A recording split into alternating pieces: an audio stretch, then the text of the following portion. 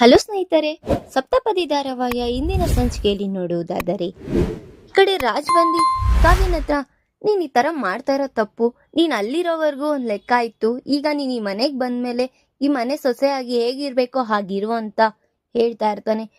ಈ ಮನೆ ಗೌರವನ ಉಳಿಸ್ಬೇಕಾಗಿರೋದ್ ನಿಂದು.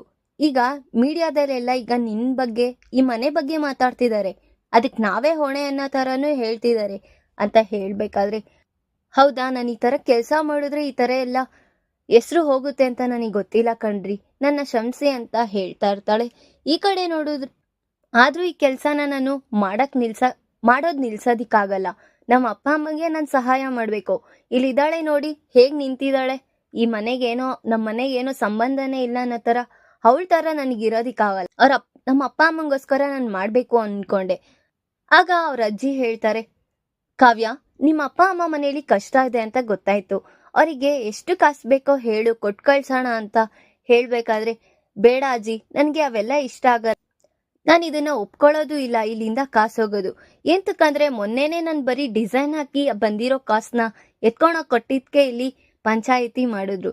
ಈ ತರ ಮಾಡಿದ್ರೆ ಏನೋ ಈ ಮನೆ ದಯದಿಂದಾನೇ ನಮ್ಮ ಅಪ್ಪ ಅಮ್ಮ ಬದುಕ್ತಿದ್ದಾರೆ ಅನ್ನೋ ಮಾತು ಬರುತ್ತೆ, ನನಗಿಷ್ಟ ಆಗಲ್ಲ ಅಂತ ಹೇಳ್ತಾ ಇರ್ತಾಳೆ.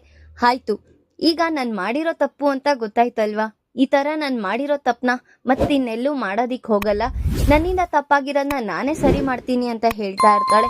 ಆಗ ಈಗ ಏನ್ ಮಾಡ್ತೀಯಾ, ಈಗ 100 ಜನ ಏನೋ ನೀನ್ ಊಟ ತಿಂಡಿಗೋಸ್ಕರನೇ ನೀನ್ ಹೋಗಿ ದುಡ್ಕೊಂಡ್ ತಿಂತಿದ್ಯಾ ಅನ್ನೋ ತರ ಬರ್ತಾ ಇದೆ, ಈಗ ಹೇಗ್ ಸರಿ ಮಾಡ್ತೀಯಾ ಅಂತ ಕೇಳ್ತಾಳೆ ಅಪರ್ಣ.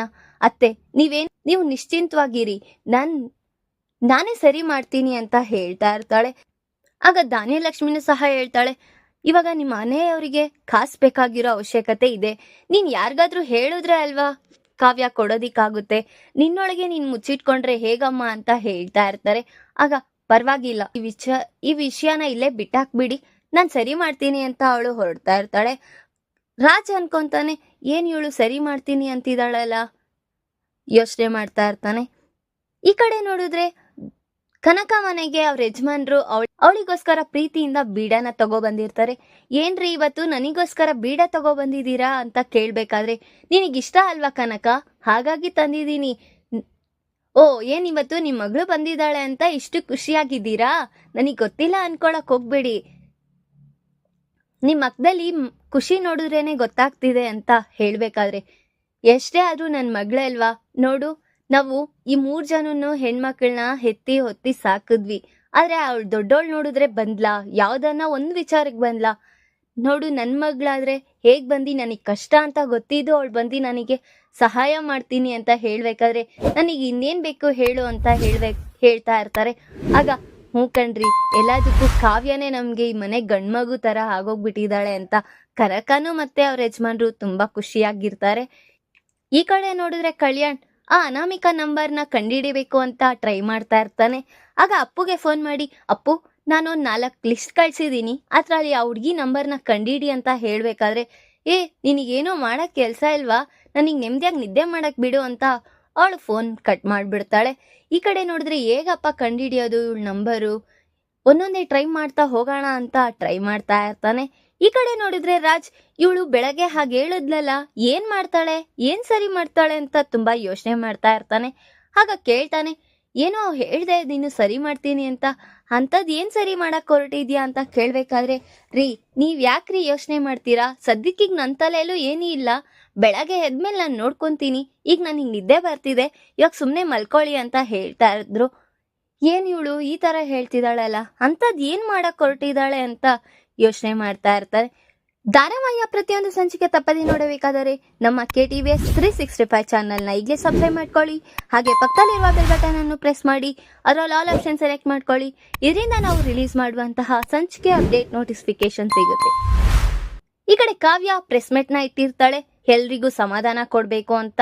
ಆಗ ಕಲ್ಯಾಣ್ ಮೇಲಿಂದ ಹೊಡ್ ಬಂದಿ, ಇರಿಯಮ್ಮ ನಾನು ಒಂದು ನೋಡ್ಬೇಕು ಅಂತ ಅವನು ಟಿವಿ ಹಾಕ್ತಾನೆ. ಆಗ ಕಾವ್ಯ ಮಾತಾಡ್ತಾ ಇರೋ ಸನ್ನಿವೇಶನ ನೋಡ್ತಾ ಇರ್ತಾರೆ ಎಲ್ಲರೂ.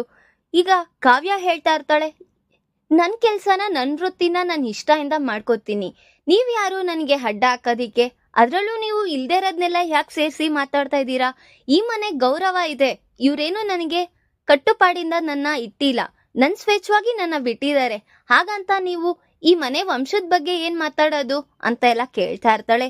ಅಲ್ಲ ಮೇಡಮ್, ನೀವು ಈ ಮನೆ ಸೊಸೆಯಾಗಿದ್ದೀರಾ, ನೀವೇಂತಕ್ ನಿಮ್ಮ ಅಪ್ಪ ಅಮ್ಮ ಮನೆಗೋಸ್ಕರ ಇಷ್ಟು ಕಷ್ಟ ಬೀಳ್ಬೇಕು ಹೇಳ್ತಾ ಇರ್ತಾರೆ ಪ್ರೆಸ್ ಮೀಟ್ ಅಲ್ಲಿ.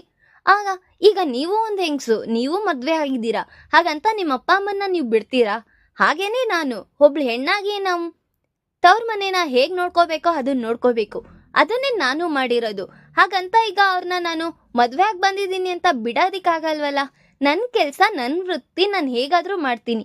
ನಿಮಗೇನಾದ್ರೂ ತೊಂದರೆ ಆಗ್ತಿದ್ಯಾ? ಈ ಮನೆಗೇನಾದ್ರೂ ಕೆಟ್ಟ ಹೆಸರು ಬರ್ತಿದ್ಯಾ? ಇಲ್ಲ ಅಲ್ವಾ? ಮತ್ತೆ ನಿಮ್ ಕೆಲ್ಸ ಏನಿದ್ಯೋ ಅದನ್ನ ಮಾಡ್ಕೊಂಡೋಗಿ. ಮಧ್ಯದಲ್ಲಿ ಇವೆಲ್ಲ ಯಾಕೆ ನೀವು ಸೇರ್ಸೋದು? ನೀವು ಪ್ರೆಸ್ ಮೇಟ್ ಅವ್ರ ಆಗಿದ್ದೀರಾ, ನಿಮ್ಗೂ ತಲೆ ಬೇಡ್ವಾ ಯಾರ್ಯಾರು ಏನೇನ್ ಮಾಡ್ತಿದ್ದಾರೆ ಅಂತ? ಹೀಗ್ ಮಾಡೋದು ನೀವು ತಪ್ಪು ಅಂತ ಹೇಳ್ತಾ ಇರ್ತಾಳೆ. ಆಗ ಈ ಕಡೆ ನೋಡಿದ್ರೆ ಅಪರ್ಣ, ರುದ್ರಾಣಿ, ಧಾನ್ಯಲಕ್ಷ್ಮಿ ಎಲ್ಲರೂ ಸಹ ಅಲ್ಲಿ ಪ್ರೆಸ್ ಮೇಟ್ ನಡೀತಾ ಇರೋದನ್ನ ಟಿವಿಲಿ ನೋಡ್ತಾ ಇರ್ತಾರೆ. ಅವ್ರೆಲ್ಲರಿಗೂ ಶಾಕ್ ಆಗಿರುತ್ತೆ.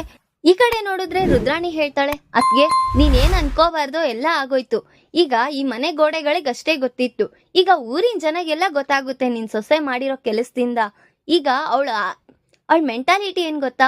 ಈಗ ನಾವ್ ಈ ತರ ಮಾಡಿದ್ರೆ ನಾವೇ ಏನೋ ಸಾನುಭೂತಿಯಿಂದ ಅವ್ರ ಅಪ್ಪ ಅಮ್ಮ ಕಷ್ಟ ನಾವೇ ತೀರಿಸ್ಬಿಡ್ತೀವಿ, ಈ ಮನೆಯಿಂದ ಆಸ್ತಿಗಳನ್ನ ಅವಳಿಗೆ ಕೊಟ್ಬಿಟ್ರೆ ಸರಿ ಹೋಗುತ್ತೆ ಅನ್ನೋದೇ ಅವಳ ಐಡಿಯಾ ಅಂತ ಹೇಳ್ತಾ ಇರ್ತಾಳೆ. ಅಪರ್ಣಗೆ ತುಂಬಾ ಕೋಪ ಬರ್ತಾ ಇರುತ್ತೆ. ಈ ಕಡೆ ಕಲ್ಯಾಣ್ ಹೇಳ್ತಾನೆ, ಅದ್ಗೆ ಮಾಡಿರೋದ್ ಸರಿ ಇದೆಯಲ್ಲ, ನೀವ್ ಯಾಕೆ ಈ ತರ ಮಾತಾಡ್ತಿದ್ದೀರಾ ಅಂತ ಹೇಳ್ಬೇಕಾದ್ರೆ, ನಿನಗೆ ಗೊತ್ತಿಲ್ಲ ಕಲ್ಯಾಣ್, ನೀನ್ ಸುಮ್ನೆ ಇರು ಅಂತ ರುದ್ರಾಣಿ ತಡಿತಾ ಇರ್ತಾಳೆ. ಆಗ ಧಾನ್ಯಲಕ್ಷ್ಮಿ ಅವಳೆಲ್ಲ ಸರಿಯಾಗಿ ಮಾಡ್ತಿದ್ದಾಳೆ, ಎಲ್ಲರಿಗೂ ಏನ್ ಬುದ್ಧಿ ಹೇಳ್ಬೇಕೋ ಅದನ್ನೇ ಮಾಡ್ತಿದ್ದಾಳೆ ಅಂತ ಅವಳನ್ನ ಹಿಂಬಾಲಿಸ್ಕೊಂಡ್ ಬರ್ತಾ ಇರ್ತಾಳೆ. ಸ್ವಪ್ನಾನು ಅವ್ರ ತಂಗಿ ಮೇಲೆ ಏನಾದ್ರೂ ನನ್ ಕೋಪನ ತೀರಿಸ್ಕೊಬೇಕಲ್ವಾ ಅಂತ, ಹಾಗಲ್ಲ ಅತ್ತೆ, ಇವಳು ಹುಟ್ಟದಾಗಿಂದನೂ ಅಷ್ಟೇ ನಮ್ಮನೇಲೂ ಹೇಳ್ದೆ ಕೇಳ್ದೆ ಕೆಲ್ಸ ಮಾಡಲ್ಲ, ಅವಳು ಅನ್ಕೊಂಡಿದ್ನ ಅವಳು ಸಾಧಿಸ್ಲೇಬೇಕು ಅಂತ ಅವ್ರ ತಂಗಿ ಮೇಲೆ ಇನ್ನೂ ಕೋಪನ ತೀರಿಸ್ತಾ ಇರ್ತಾಳೆ. ರಾಜ್ ಇಲ್ಲಿ ಆಫೀಸಲ್ಲಿ ಕ್ಲೈಂಟ್ ಜೊತೆ ಮಾತಾಡ್ತಾ ಇರ್ತಾನೆ. ಆಗ ಅಲ್ಲಿ ಮ್ಯಾನೇಜರ್ ಬಂದು, ಸರ್ ನಿಮಗೊಂದು ವಿಡಿಯೋ ತೋರಿಸ್ಬೇಕು, ಕಾವ್ಯ ಮೇಡಮ್ ಅವ್ರದ್ದು ಅಂತ ತೆಗ್ದು ತೋರಿಸ್ತಾ ಇರ್ತಾನೆ. ಆಗ ಅಲ್ಲಿ ಕಾವ್ಯ ಮಾತಾಡ್ತಿರೋದನ್ನ ನೋಡಿ ಅವನಿಗೂ ತುಂಬಾ ಕೋಪ ಬರುತ್ತೆ. ಆಗ ಅವ್ನ ಕ್ಲೈಂಟ್ ಒಬ್ಬ ಕಾಲ್ ಮಾಡಿ, ಅಲ್ಲ ಮೊನ್ನೆ ನೋಡಿದ್ರೆ ಆ ತರ ಆಯ್ತು, ಈಗೇನ್ ನಿನಗ್ ನೀನೇ ಸಮಜಾಯಿಷಿ ಕೊಡ್ಕೋಬೇಕು ಅಂತ ಈ ತರ ಪ್ಲಾನ್ ಮಾಡಿದ್ಯಾ ಅಂತ ಅವ್ನು ಹೇಳ್ತಾ ಇರ್ತಾನೆ. ಅವನಿಗೆ ತುಂಬಾ ಕೋಪ ಬಂದು ಏನಪ್ಪಾ ಮಾಡೋದು ಅಂತ ಯೋಚನೆ ಮಾಡ್ಬೇಕಾದ್ರೆ ರಾಹುಲ್ ಬಂದ್ ಹೇಳ್ತಾನೆ, ಈ ತರ ನೀನ್ ಈ ತರ ಯೋಚನೆ ಮಾಡ್ಕೊಂಡು ಇರ್ಬೇಡ ರಾಜ್, ಏನಾದ್ರೂ ಮಾಡಿ ಇದನ್ನ ತಡಿ, ನಮ್ಮನೆ ಮಾನ ಮರ್ಯಾದೆ ಎಲ್ಲ ತಗ್ಸೋ ಕೆಲ್ಸ ಮಾಡಿಸ್ಬೇಡ. ಹೇಗಿದ್ರು ಅವಳಿಗೆ ಕಾಂಟ್ರಾಕ್ಟ್ ಬಂದಿದ್ಯಲ್ಲ, ಆ ಧೈರ್ಯದ ಮೇಲೆ ಅವಳು ಹಾಗೆ ಮಾತಾಡ್ತಿದ್ದಾಳೆ.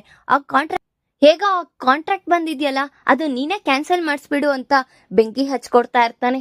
ಆಗ ಏನ್ ಮಾಡೋದು ಅಂತ ಅವ್ನು ಯೋಚನೆ ಮಾಡಿ ಇನ್ನ ಆ ಕಡೆ ಬೇಜಾರ್ ಮಾಡ್ಕೊಂಡು ಹೊರಡ್ತಾನೆ. ಈ ಕಡೆ ನೋಡಿದ್ರೆ ಅಪರ್ಣ, ಕಾವ್ಯ ಅವ್ರ ತವ್ರ ಮನೆಗ್ ಬಂದು, ಏನಂತ ಬೆಳ್ಸಿದೀರಾ ನಿಮ್ ಮಕ್ಕಳನ್ನ, ಎಲ್ಲ ನೀವು ಇಲ್ಲಿ ಇಷ್ಟು ಖುಷಿಯಾಗಿದ್ದೀರಾ, ಅಲ್ಲಿ ನಮ್ಮನೆ ಪರಿಸ್ಥಿತಿ ಹೇಗಿದೆ ಗೊತ್ತಾ, ಅಲ್ಲಿ ನಮ್ಮನೆ ಮಾನ ಮರ್ಯಾದೆ ಎಲ್ಲ ತೆಗಿತಿದ್ದಾಳೆ ನಿಮ್ ಮಗಳು ಅಂತ ಹೇಳ್ತಾ ಇರ್ತಾರೆ. ಈ ಕಡೆ ನೋಡಿದ್ರೆ ರಾಜ್ ಅವ್ರ ಮ್ಯಾನೇಜರಿಗೆ ಕಾಲ್ ಮಾಡಿ ಈ ತರ ಕಾವ್ಯಂಗ್ ಬಂದಿರೋ ಕಾಂಟ್ರಾಕ್ಟ್ ನ ಕ್ಯಾನ್ಸಲ್ ಮಾಡಿಸು ಅಂತ ಫೋನ್ ಮಾಡಿ ತಿಳಿಸ್ತಾ ಇರ್ತಾನೆ. ಅಪರ್ಣ ಹೇಳ್ತಾಳೆ, ನೀವು ಏನ್ ಮಾಡ್ಬೇಕು ಅಂತ ಇದ್ದೀರಾ, ನೀವೆಲ್ಲರೂ ಪ್ಲಾನ್ ಮಾಡ್ಕೊಂಡೆ ಈ ತರ ಮಕ್ಕಳನ್ನ ಕಳಿಸಿ ನಮ್ಮ ಮನೆ ಹೆಸರನ್ನೆಲ್ಲ ತೆಗಿಬೇಕು ಅಂತ ಇದ್ದೀರಾ? ಹೋ, ನಿಮಗೆ ಹೇಗಿದ್ರು ಇವಾಗ ಸಾಲಗಳಿದ್ಯಲ್ಲ, ಅವಳಿಂದ ನೀವು ಇದನ್ನ ತೀರಿಸ್ಕೊಬೇಕು ಅಂತನಾ? ಈಗ ಅವಳು ಎಷ್ಟೇ ಆದ್ರೂ ಈಗ ಆ ಮನೆ ಸೊಸೆಯಾಗಿದ್ದಾಳೆ, ಈ ತರ ಕೆಲ್ಸ ಮಾಡ್ತಾ ಇದ್ರೆ ನೋಡ್ದವ್ರು ಹೇಗ್ ಅನ್ಕೊಳಲ್ಲ? ನಿಮ್ಗೂ ಹೆಸರು ಹೋಗುತ್ತೆ, ನಮ್ಗೂ ಹೆಸರು ಹೋಗುತ್ತೆ. ನಿಮಗ್ ಹೋದ್ರೆ ಹೋಗ್ಲಿ ಬಿಡಿ, ನಮಗೇನು ಇಲ್ಲ, ಆದ್ರೆ ನಮ್ಮನೆ ಹೆಸರನ್ನೆಲ್ಲ ನೀವು ಈ ತರ ಕಳಿಬೇಡಿ, ಯಾಕ್ರಿ ಈ ತರ ಮಾಡ್ತಾ ಇದ್ದೀರಾ ಅಂತ ಅಪರ್ಣ ಅವ್ರ ಅಪ್ಪ ಅಮ್ಮಂಗೆಲ್ಲ ಬೈತಾ ಇರ್ತಾಳೆ. ಅವ್ರಪ್ಪ ಹೇಳ್ತಾರೆ, ಅಲ್ಲ ನಮ್ಮ ಮಗಳು ಹೇಳಿದ್ಲು, ನಿಮ್ಗೆಲ್ಲ ಗೊತ್ತು ಅಲ್ವಾ, ಹಾಗಾಗಿ ಅವಳು ಬಂದ್ ಕೆಲ್ಸ ಮಾಡ್ತಿದ್ದಾಳೆ ಅಂತ ಹೇಳ್ತಾ ಇದ್ದಾಗ, ನಿಮ್ ಮಗಳು ಎಲ್ಲ ಸುಳ್ಳು ಹೇಳಿ ಇಲ್ಲಿ ಬಂದು ಮಾಡ್ತಾ ಇದ್ದಾಳೆ, ಅಲ್ಲಿ ಏನೇನಾಗ್ತಿದೆ ಅನಾಚಾರ ಅನ್ನೋದು ನಿಮಗೆ ಗೊತ್ತಿದ್ಯಾ ಅಂತ ಅವರಪ್ಪ ಅಮ್ಮ ಮೇಲೆ ಅವರು ದಬ್ಬಾಳಿಕೆ ಮಾಡ್ತಾ ಇರ್ತಾರೆ. ಈಗ ಇಲ್ಲಿ ದಬ್ಬಾಳಿಕೆ ಮಾಡ್ತಾ ಇರೋ ವಿಚಾರ ಕಾವ್ಯನ್ಗೆ ತಿಳಿಯುತ್ತಾ? ಕಾವ್ಯ ಈಗ ಅವ್ರನ್ನೆಲ್ಲ ಎದ್ರಾಕೊಂಡು ಮತ್ತೆ ಅವ್ರ ಅಪ್ಪ ಅಮ್ಮ ಮನೆಗೆ ಬರ್ತಾರ. ಈ ಕಡೆ ನೋಡಿದ್ರೆ ರಾಜ್ ಆ ಕಾಂಟ್ರಾಕ್ಟ್ ಅನ್ನ ಕ್ಯಾನ್ಸಲ್ ಮಾಡಿಸ್ತಾ ಇದ್ದಾನೆ. ಆ ವಿಚಾರ ಕಾವ್ಯಂಗ್ ತಿಳಿಯುತ್ತಾ ಅನ್ನೋದನ್ನ ಮುಂದಿನ ಭಾಗದಲ್ಲಿ ತಿಳಿಸ್ಕೊಡ್ತೀನಿ. ಈ ವಿಡಿಯೋ ಇಷ್ಟ ಆದ್ರೆ ಲೈಕ್ ಮಾಡಿ, ನಿಮ್ಮ ಫ್ರೆಂಡ್ಸ್ ಹಾಗೆ ನಿಮ್ಮ ರಿಲೇಟಿವ್ಸ್ಗೂ ಶೇರ್ ಮಾಡಿ ಅಂಡ್ ಕಮೆಂಟ್ ಮಾಡಿ. Thanks for watching.